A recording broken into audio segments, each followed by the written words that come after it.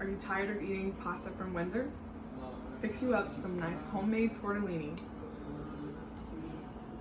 In a large bowl, you're going to make the dough by adding 2 cups of flour, a tablespoon of oil, preferably extra virgin olive oil, a teaspoon of salt, and 3 eggs. Whenever all of the ingredients are mixed into the bowl for the dough, you're going to put it onto a flat board and then add a little bit of oil to your hands and knead the dough until it's all combined together. Make sure you don't over knead it. With the kneading, you're going to want to make sure that you're pushing the dough all together and push down at the same time, and just continue kneading it until it's all completely combined. You're supposed to knead the dough until it's smooth without lumps. What's getting harder is after you start kneading, the pasta dough isn't necessarily smooth enough yet, so what you can do is just add a little bit of water. That way you can help make it knead a little bit easier. Once the dough is all smooth and it looks similar to this, you're going to take it, make it into a ball, and then you're going to wrap it in saran wrap and leave it to set aside while we make the stuffing for the tortellini noodles. In a large mixing bowl, you're going to add about 16 ounces of ricotta cheese, a handful of parsley, a pinch of salt, a pinch of nutmeg, and a 1/4 cup of Parmesan cheese. So when it's all said and done and it's all mixed, you want your stuffing to look like this. And then what you're going to do is place all of this into a Ziploc bag or a piping bag if you have one, and then cut the corner on one side, not too big but not too small. That way you can put all of the stuffing inside of the noodles. Once all the stuffing is in the bag, it should look like this with the corner edge that's cut up here. That way none of the stuffing spills out of it anywhere. Now that the ball has been sitting for a while, we're going to cut it into 4s, and then we're going to wrap the other 3 pieces. That way they don't get dried out, and work with one section at a time. Normally you would take the one section and put it in a pasta maker, but right now we're going to use a makeshift rolling pin to kind of flatten out the dough into small, thin sheets. After rolling out one section of the dough, you want it to be about this thin. You don't want to make it too thin, otherwise it'll fall apart when you put the pasta in the water. And you don't want it to be too thick, otherwise it won't cook right.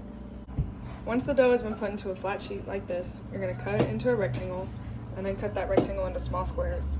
And then after this, we're going to put a little bit of the stuffing in the middle and then fold them together.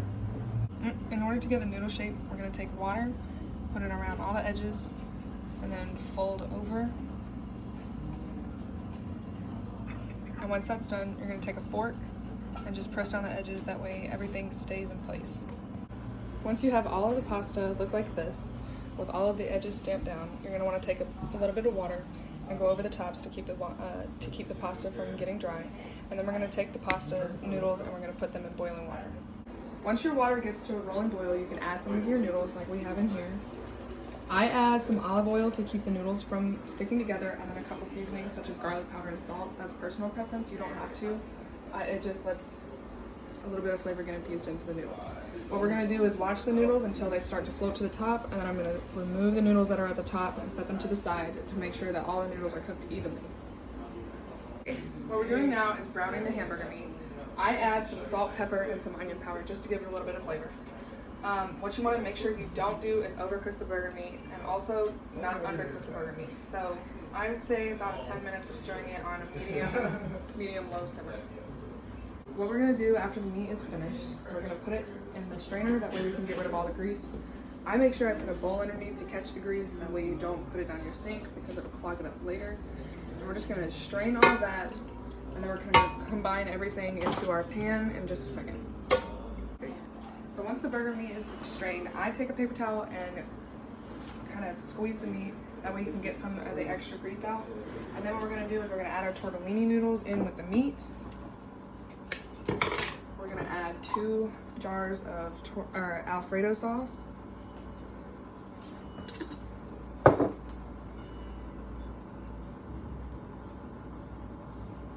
One large jar of regular pasta sauce.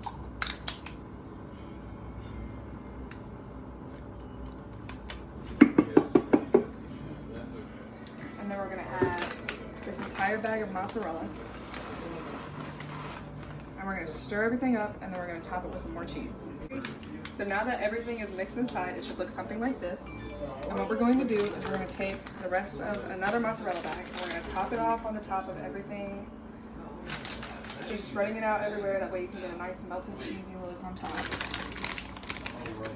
And then we're actually going to take a little bit of Parmesan. We're going to put it on top as well. So just spreading it out